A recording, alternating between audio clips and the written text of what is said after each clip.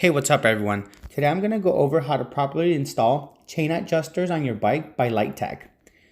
While there are instructions included in the box, they're extremely vague, and even the instructions written in Italian are not very good. The instructions never tell you when to fully tighten one of the bolts, and they never give you any indication of how tight any of the bolts should be tightened.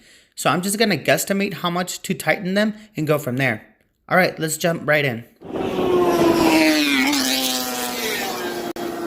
First, start by removing the rear wheel completely. This should be no different than a routine wheel removal. If you don't know how to do this on your own, you're going to need to watch a video to explain it to you, or just let a local shop do everything for you.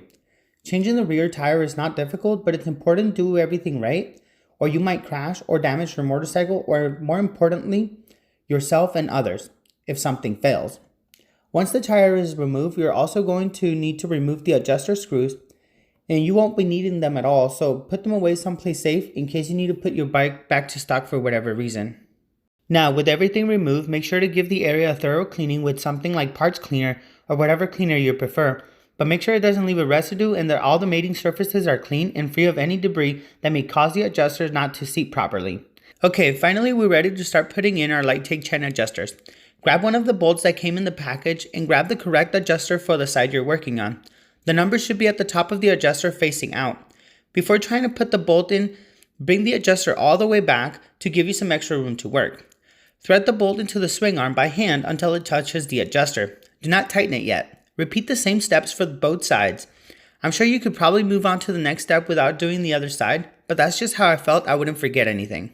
This is where I ask you to do as I say it and as I do, because I need to record what I'm doing and reshoot if I mess up, so I didn't want to put the thread locker in. But these bolts call for medium strength thread locker. To tighten the bolt, I felt it was a good idea to push the adjuster firmly towards the front of the bike and squeeze it firmly against the swing arm to get the best alignment from the machine surfaces and not from me cranking down on the bolts. Later, I backed out one bolt at a time, added one drop of thread locker and tightened them for final installation. The best way I can describe this is to tighten like you would an oil drain plug. Now this is when I don't follow what was written in the instructions because they never mention when to tighten one of the bolts. Even at the end of my dry run, they never mention when to tighten the first bolt we put in. So for peace of mind, I decided to take it out and add 2 drops of medium strength thread locker, and again only tighten very slightly, maybe a quarter turn after the bolt made contact with the adjuster. You will need to complete this step before you put the tire back on, or you might not have enough room to get a tool in there. At this point, I put the tire and chain back on. If you noticed, I had to flip my axle to the other side because the axle only fits one way, so make sure you don't force it or you may damage your adjusters before you even get to enjoy it. Once the axle is on, set your chain slack to manufacturer specifications, or if you have another standard that works well for you, it's entirely up to you. I just go with OEM standards.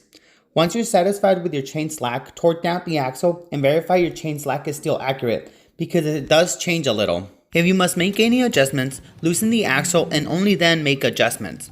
Trying to make adjustments with the axle torqued down will cause catastrophic failure. You should be able to turn the adjustment nuts by hand. If you can't, do not use a wrench to make adjustments. Verify the axle is loose enough and that both adjusters are close to the same position. Once everything checks out, you're ready to ride, but you still need to do proper chain maintenance and monitor your slack, but you won't have to deal with inaccurate OEM adjusters. Thank you for watching, and I hope you liked the video enough to subscribe. I appreciate the feedback I get, and I make corrections and adjustments based on the feedback I get.